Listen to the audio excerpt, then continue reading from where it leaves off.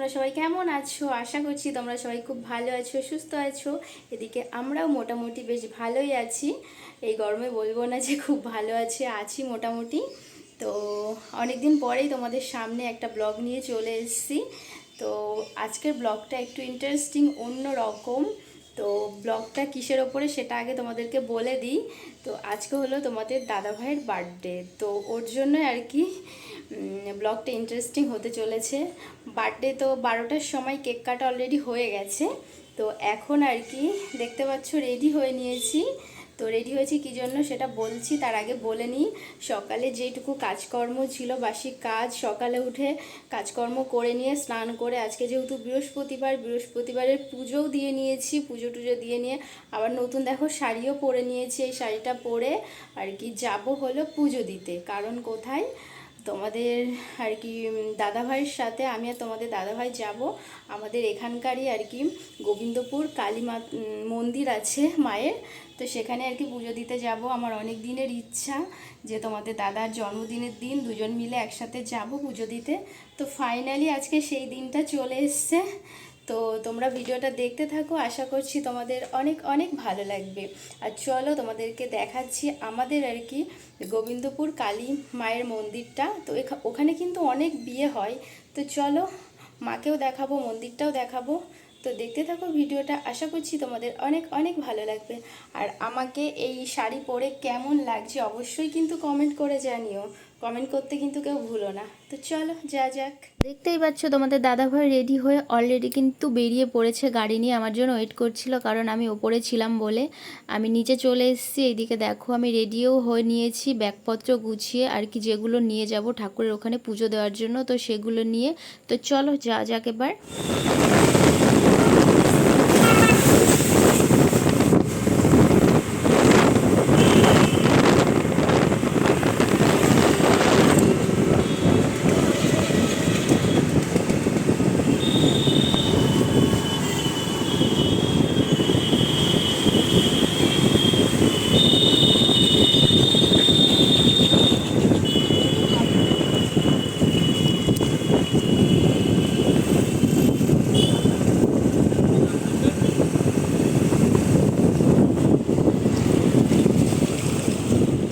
এই দেখো আমরা পৌঁছেও গেছি আমাদের বাড়ির থেকে আর কি। ঠাকুর মন্দিরটা বেশি দূরে না, বাইকে ক মিনিট লাগে, 5-7 মিনিট মতো লাগে। তো দেখতেই পাচ্ছ চলে এসেছি। মন্দিরটা দেখো, চারিপাশটা ঘুরিয়ে দেখাই কি সুন্দর। তো চলো এবার যা যাক ঠাকুরের কাছে। এইদিকে ঠাকুর মশাইকে আর কি যেগুলো এনেছে ফল টল, সেগুলো ঠাকুর মশাইকে দিচ্ছে। আগে চলো তোমাদের আর কি দেখায় আমাদের মাকে, গোবিন্দপুরের জাগ্রত মা। তো যখনই আর কি যে রাস্তা দিয়ে যায় আগে মাকে প্রণাম করে যায় দেখি। আমি এখানে এসে দেখেছি আর কি বিয়ের পরে মাকে। তো কেমন লাগছে আমাদের মাকে অবশ্যই কিন্তু জানিও। এইদিকে কিন্তু বকবক করতে করতে আমার কিন্তু পুজো দেওয়া কমপ্লিট হয়ে গেছে, ভালোভাবেই পুজো দিলাম। ওইদিকে মোমবাতি টোমবাতি সব কিছু জ্বালিয়ে দিয়েছি। এই সাইডে তোমাদের দাদা ভাই তো পুজো দিয়ে প্রসাদ নিয়ে এসছে। তো ইনি বসেছিল, তো এনাকে প্রসাদ দিল কিছু। তো নেবে না ফার্স্টে বলছিল, তারপর আবার প্রসাদ নিয়েছে। তো এবার আর কি সবাই এক এক করে আসছে। আজকে বৃহস্পতিবার বলে সেরকম একটা কিন্তু ভিড় হয়নি। আর এই ভিডিওটা কিন্তু তোমাদের দাদা ভাইয়ের বার্থডে ছিল 20 জুন। তো সেই দিনের ভিডিওটা তোমাদেরকে বলে দিই, বার্থডের ভিডিও। তো ব্লগটা তোমাদের সঙ্গে শেয়ার করা হয়নি বলে, ভিডিও ছিল আমার ফোনে, তো তোমাদের সঙ্গে শেয়ার করতে পারিনি কিছু কারণের জন্য। তো এক এক করে সব কিছুই তোমাদের সঙ্গে শেয়ার করছি। তো তোমরা একটু ম্যানেজ করে নিও প্লিজ। আর এই দেখো পুজো টুজো দিয়ে সোজা চলে এসেছি মিষ্টির দোকানে, কারণ 5 রকমের মিষ্টি নেব তোমাদের দাদাভাইকে। দুপুরের লাঞ্চে খাবার দেব সব রকম সাজিয়ে। তো মিষ্টিটা নেওয়া হয়েছিল না বলে মামুনি বলেছিল পুজো দিয়ে আসার পথে তখন আর কি মিষ্টিটা নিয়ে আসিস। তো চলো রাত্রে কি করেছি সারপ্রাইজটা সেটা আগে তোমাদেরকে দেখাই। দেখতে পাচ্ছ তোমাদের দাদাভাই কিন্তু অবাক, কারণ ওকে আমি বলিনি, একটু রাগারাগি হয়েছিল। তো ভেবেছিল কি হয়তো কেক কাটিং মাটিং কিছুই হবে না, তো ও শুয়ে পড়েছিল লাস্টে। তারপরে আমি আবার উঠে 12টার কিছুক্ষণ পর উঠেছি, 10-15 দিকে উঠে ওকে উইশ করলাম, কেক কাটালাম। তো ও বেশ খুশি হলো। ফার্স্টে তো ভেবেছে হয়তো কিছু হবে না, তো আমি কিন্তু ওর সাথে গেছিলাম ঠিকই বাজারে, কিন্তু ও জানেই না ওর জন্য কেক এনেছি।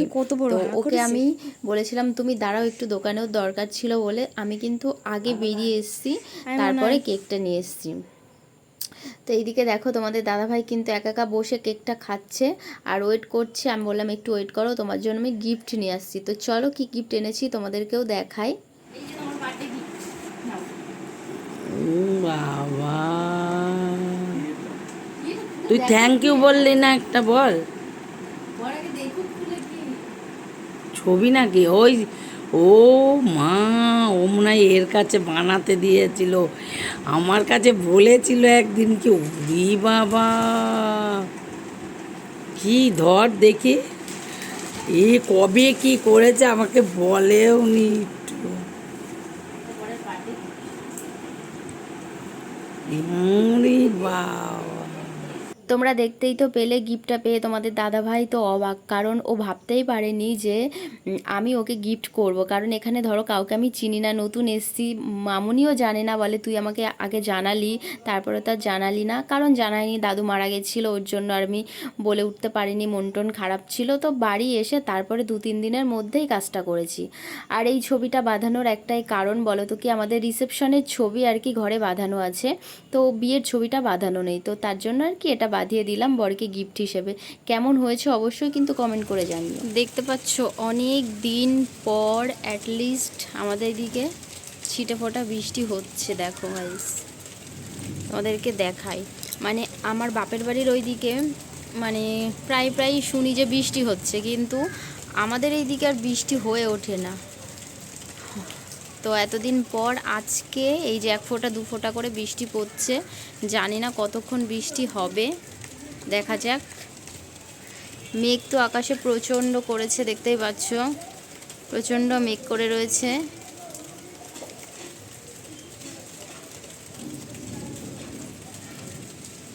দেখছো চারিপাশটা, মানে সেরকম কিন্তু জোরে বৃষ্টি হচ্ছে না, কেবল বৃষ্টি মানে হালকা পড়ছে। এদিকে কারেন্ট নেই, কখন কারেন্ট আসবে জানি না, বসে আছি চুপ করে। বলতে বলতে দেখো বন্ধুরা, ভালো জোরে বৃষ্টি শুরু হয়ে গেছে কিন্তু আমাদের এইদিকে।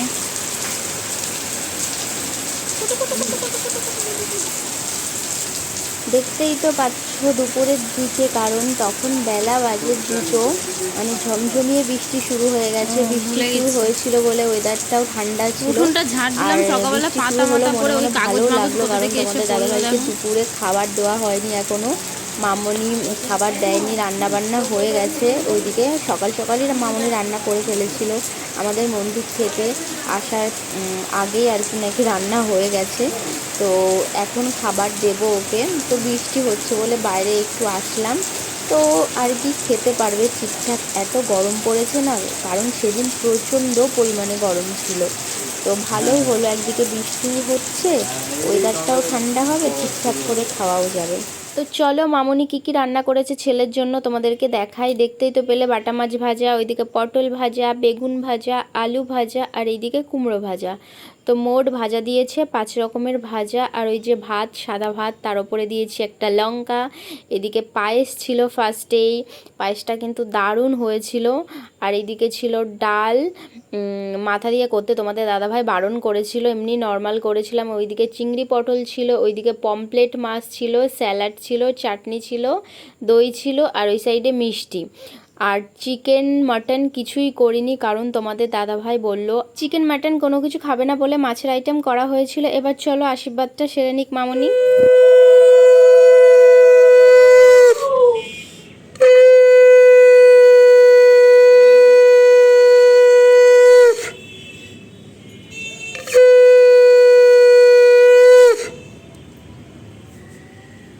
টাকে ভালো করে দিয়ে দাও।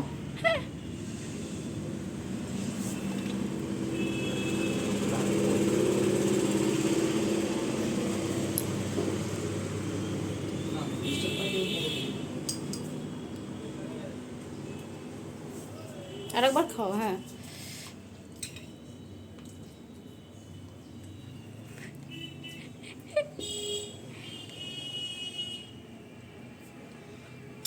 গপুং গপুং করে খেয়ে দিচ্ছি।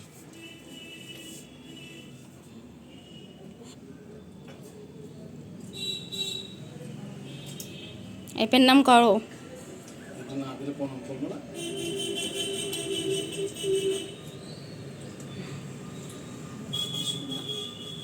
হ্যাঁ, টাকে চুমু খাও।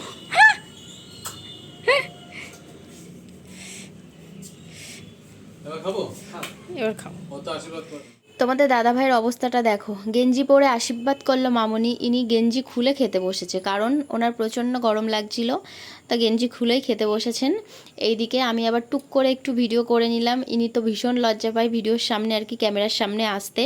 তো চলো এখন খাওয়া দাওয়া করে নিক।